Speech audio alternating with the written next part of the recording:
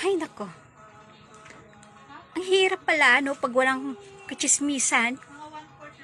Parang nanghihina yung aking katawan. Mapuntahan nga si Mareng. Ilang araw na kami hindi nagkikita ni Mareng, ah. Bakit kaya? Ano kaya nangyari kay Mareng? Ay, Mareng!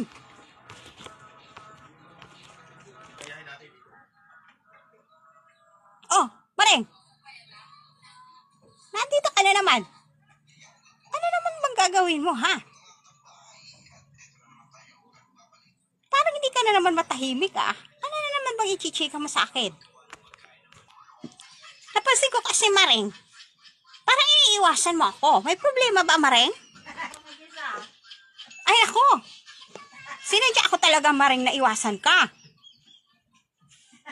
Kasi gusto ko na ng peace of mind.